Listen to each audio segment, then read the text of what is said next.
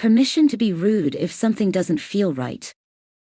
Always trust your boundaries, and sometimes that means being rude. It might sound strange to begin a story by inviting you to be rude, but let me explain. Sometimes we find ourselves in situations where we feel a subtle sense of unease, an inkling that something might not be quite right. In those moments, many of us worry about being impolite, unhelpful, or judged by total strangers for overreacting. But here's a piece of permission that you may need to hear. It's okay to be rude, to walk away, or to say no if something doesn't feel right to you. Your safety and well-being trumps social niceties every time. I learned this lesson in a rather mundane setting, one that you might not immediately associate with danger. It all happened on a regular weekday evening, about 10 o'clock at night, when I was relaxing in my car. Earlier that day, I had run a series of errands and felt completely drained, so I decided to park somewhere quiet, recline my seat, and watch a YouTube video on my phone before heading home.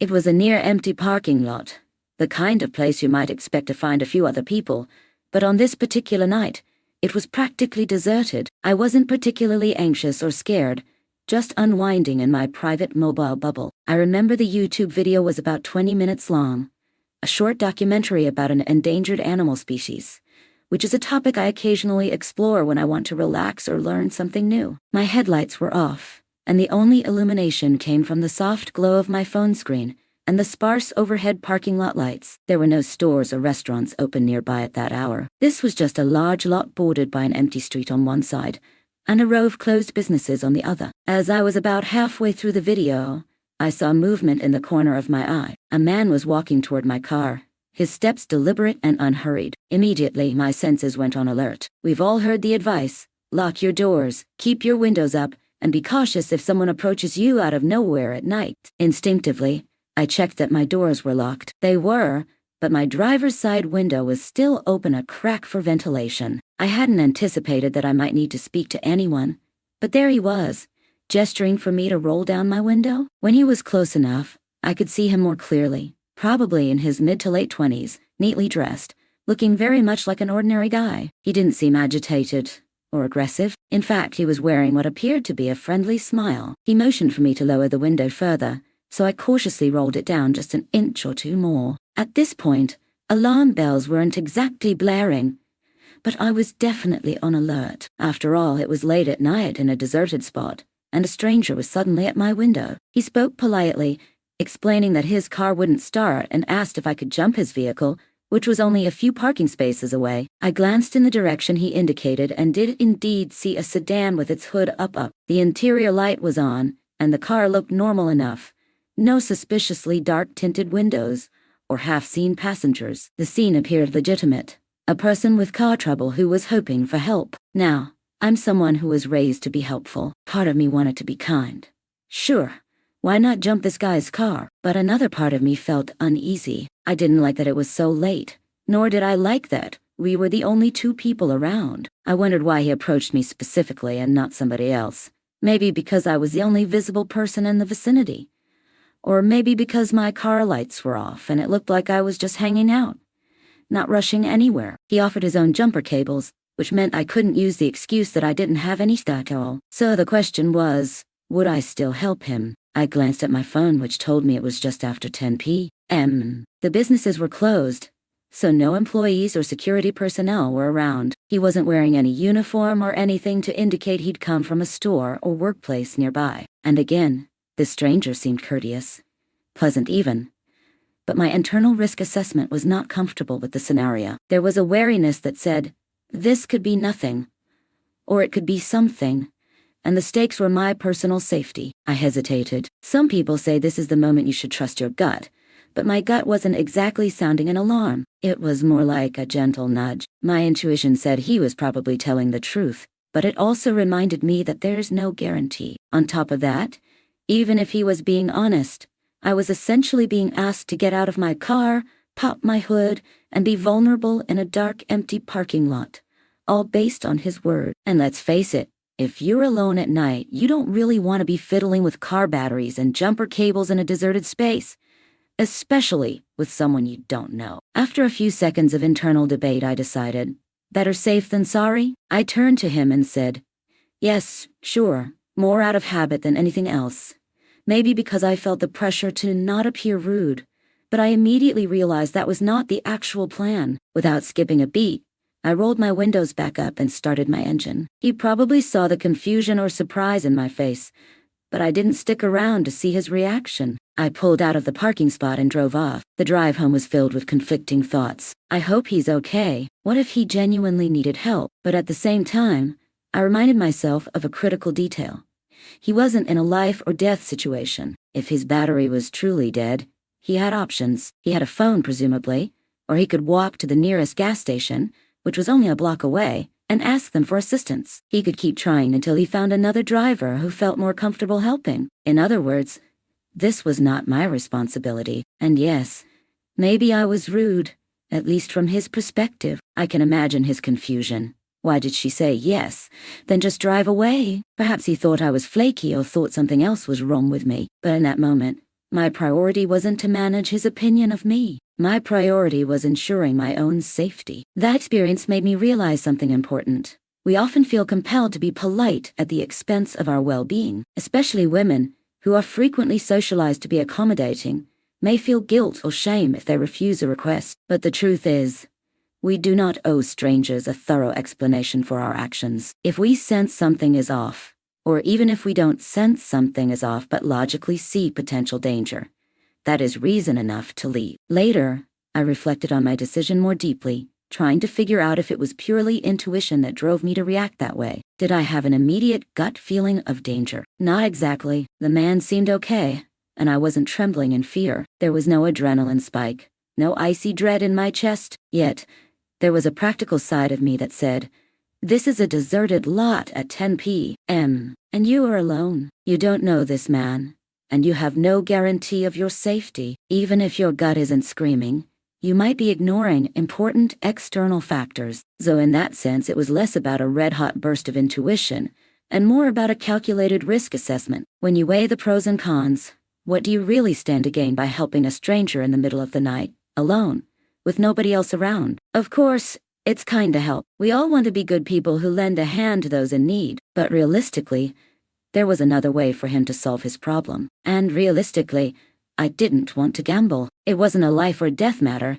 It was a mild inconvenience for him. If it were a scenario where someone was in dire distress, like an injured person lying on the ground or a child in danger, my calculations might be different. But in this instance, he was just a guy with a car that wouldn't start. Since sharing this story, I've received numerous comments from friends, online acquaintances, and fellow women echoing the sentiment that we should trust our instincts. Some of them shared personal anecdotes, stories about how their gut feeling saved them from sketchy encounters, near-miss accidents, or manipulative individuals. These stories reinforce the idea that intuition can be a powerful protective mechanism. The collective wisdom often says, if you feel uncomfortable, get out of there.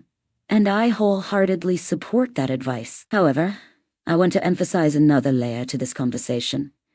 Sometimes your intuition might not be screaming danger. Sometimes it's just neutral or mildly uncertain. In these moments, you still might want to take the safest route simply because the circumstances are questionable, especially if you're on your own late at night. It's okay to protect yourself even if you feel calm, even if the other person seems totally nice, and even if there's no immediate sign of foul play. Risk reduction is not purely about following fear signals. It's also about logical consideration of context, location, and vulnerability. Let's be real. There's a gender dynamic here that can't be ignored. Women are often expected to be polite, nurturing, and helpful. We're sometimes raised with the directive to smile more, to not appear cold or distant, and to accommodate others. This social conditioning can put us at a disadvantage when we find ourselves in potentially risky scenarios. We might override our caution to avoid appearing rude or suspicious. Men, of course, can also find themselves in dangerous circumstances and can benefit from setting boundaries. But culturally, there's frequently an added layer of pressure on women to be nice, which can be exploited by ill-intentioned individuals. In many self-defense classes, instructors emphasize the importance of verbally setting boundaries. They teach students how to say no assertively and how to create a safe distance without succumbing to the fear of being seen as impolite. Sometimes being rude might just be the boundary that saves your life. or at least spares you from a dangerous entanglement. And being rude can look like different things. Refusing to open your door to a stranger, not giving out personal information, walking away from a situation abruptly, or, as in my case, saying yes, but then swiftly driving away. It's not about fostering rudeness for its own sake. It's about protecting yourself when necessary. You might ask, well, what if the man was genuinely in need and had no ill intentions? Indeed, there is that possibility. Yet, even if he was absolutely harmless, the question remains. Do you have an obligation to place yourself at risk, even a small risk, for someone else's convenience? If you're in a situation where you don't feel comfortable, whether that's gut instinct, logical assessment, or a combination of both, you have every right to prioritize your safety. The Good Samaritan concept is noble, but it's also not a mandate to ignore your own well-being. Sometimes you can do something else instead, like calling roadside assistance on their behalf if you really want to help from a distance. But physically engaging in a scenario that feels off to you is not required. Reflecting on the aftermath of my encounter, I also realize how rarely we talk about these decisions with nuance. So often, stories about personal safety revolve around extremely clear threats. A woman sees a weapon, hears frightening language, or witnesses overtly suspicious behavior. In those cases, it's easy to say, yes, get out of there. But what about the gray area situations? A polite man, a genuine-sounding request for help, a deserted lot.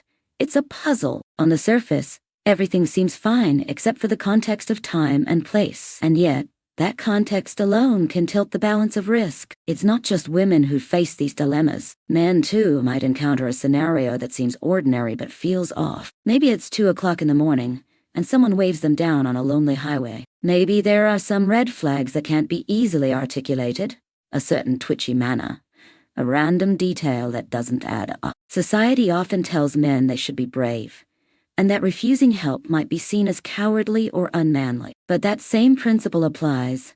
No one owes a stranger a sacrifice of personal safety. Moreover, in today's world, technology can often provide safe alternatives. People have cell phones, roadside assistance programs, and 24-hour hotline. A stranded driver can call a tow truck or a friend. If it's truly urgent, emergency services exist. In decades past, it might have been more pressing or morally compelling to help, simply because there were fewer options for assistance. But now, it's rare that someone is left entirely without recourse. Another layer to this conversation is how bystanders might perceive your behavior. For instance, if someone saw me drive away from that man, they might think, what a jerk, especially if they didn't know the backstory. This social pressure can make it harder for us to act in our own best interests. We don't want to appear callous or cruel. Yet, the more I think about it, the more I realize I can't let the opinions of onlookers, especially hypothetical ones, dictate my decisions about safety. There's an entire body of research in social psychology about something called the bystander effect, where individuals are less likely to offer help in emergency situations when other people are present. This happens for a variety of reasons, including the diffusion of responsibility and uncertainty about whether something is truly an emergency. In my case, the parking lot was empty, so the bystander effect wasn't at play. But I suspect that if there had been other people around, the dynamics would have shifted. Perhaps the man would have approached someone else first, or perhaps I would have felt more comfortable helping if there were others who could back me up. The point is, context is everything. When I got home that night, I told a close friend about what happened. She immediately said, "You did the right thing. You never know. Better safe than sorry." Another friend was more conflicted. What if he really was stuck? She asked. I'd feel guilty leaving someone like that if I had jumper cables. We ended up discussing how women are constantly weighing these scenarios, tiptoeing between the desire to be empathetic and the imperative to stay safe. It's a conversation that resurfaces in countless forms, whether it's deciding to let a stranger use your phone, offering someone a ride, or opening your door to a surprise knock late at night. I also realize that many of us are influenced by negative experiences, whether our own or ones we hear about in the news. We've read stories about people who used car trouble as a ruse to lure victims. Those stories might be relatively rare compared to the genuine cases of mechanical failure. But once you know they exist, you can't fully dismiss them. This knowledge shapes how we react in ambiguous circumstances. I can imagine a scenario in which you help someone jump a car late at night, and it turns out perfectly fine. You'd go home feeling warm and fuzzy about your good deed. But if there's even a small chance that things could go terribly wrong, many people decide it's just not worth it. That evening also highlighted a growing belief in my life that my personal agency and peace of mind take precedence over how strangers perceive me. I can't stress enough how important it is to practice saying no in daily life, even in small, low-risk situations, so that when a higher-risk situation arises, you're comfortable refusing. It can be incredibly difficult at first, especially if you've been taught to always lend a hand or to always be polite. But with practice, it becomes easier to set boundaries firmly and swiftly. The following day, I made a mental list of alternate actions I could have taken, just to see if I wanted to handle things differently in the future. One option was to say, I don't feel comfortable helping directly, but I can call roadside assistance for you if you'd like. Another was to mention that I was about to leave anyway, and maybe give a quick wave of apology and move on. Ultimately, though,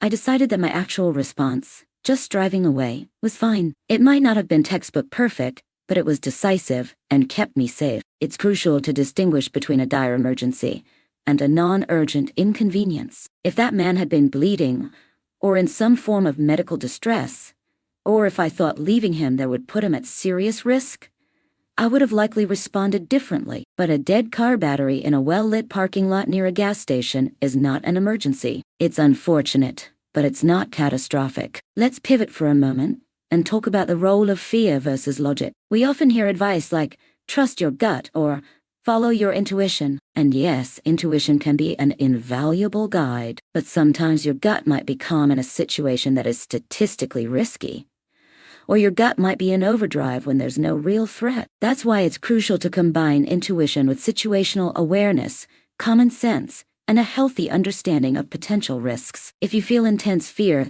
that's usually a clear sign to leave. But if you feel neutral, it doesn't automatically mean a situation is safe. Consider the place, the time, the possibilities, and then make a choice that minimizes your risk. Another angle to this story is the concept of permission. I mentioned giving you permission to be rude, which might seem odd because none of us really need permission from someone else to act in our own best interests. Yet, it's striking how many people, especially women, say they feel they need that green light from an external source to justify their own self-protective actions. We're taught from a young age to avoid hurting other people's feelings, to not be impolite or difficult. This conditioning can undermine our instincts or our logical decision-making. So, while you don't literally need my permission, I offer it as an affirmation.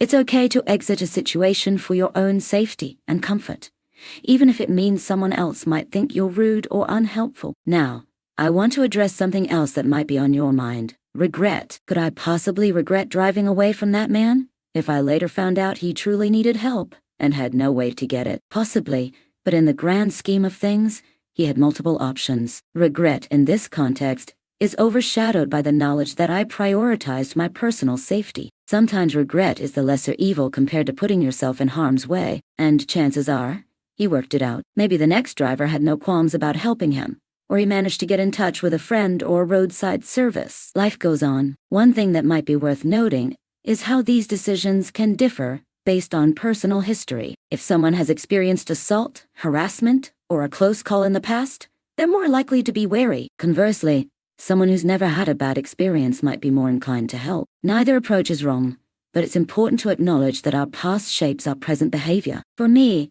I haven't had a particularly traumatic experience in a parking lot before, but I've heard plenty of cautionary tales that inform my decisions. Plus, it was late, and the environment didn't feel conducive to playing Good Samaritan. I also want to emphasize that if you choose to help someone, there are ways to do so with less risk. For example, you can remain in your car, communicate through a slightly cracked window, and ask questions that help you gauge the situation. You can take a photo of the person or of their license plate and send it to a friend, letting them know your location. You can have your phone in hand ready to call for help if anything seems off. You can position your car in such a way that it's easy to drive off. These risk mitigation strategies might make helping feel safer, if you decide that's what you want to do. Yet, no matter how many precautions you take, there's no guarantee. That's the tough reality. You can take all the right steps, and something can still go wrong. Or you can walk away, maybe nothing was wrong at all. There's always a what if. The key is to accept that sometimes you'll never know if you made the perfect call,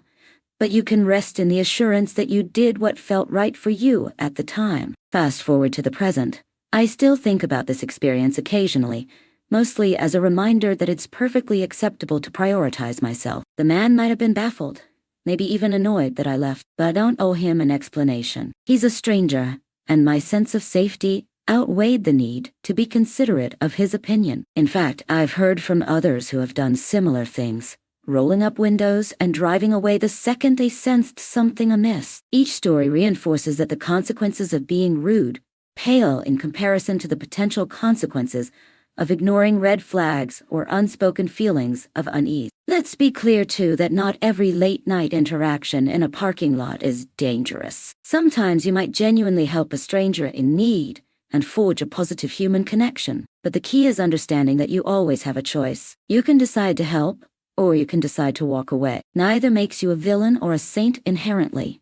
It's all about context and comfort levels. We live in a complex world where, yes, generosity is wonderful, but so is prudence. In closing, remember this. If you ever find yourself in a situation that raises even small alarms, or if the environment itself suggests potential danger, you have every right to remove yourself, no matter how innocent or polite the other person may appear. The fact that someone looks nice or speaks kindly is not a binding obligation for you to stay. It's normal to feel the pressure to be accommodating, to not appear rude or distrustful, yet your sense of security should always come first. This is your permission to trust yourself, to be impolite if necessary, and to do what you need to do to stay safe, whether your gut is screaming at you or simply offering a neutral warning. At the end of the day, the man I encountered wasn't in life-threatening danger, and I had no desire to compromise my own well-being for his mild inconvenience. He had other avenues of help and more than likely resolved his car trouble on his own. And me, I learned a valuable lesson about balancing politeness with self-preservation. So the next time you find yourself hesitating,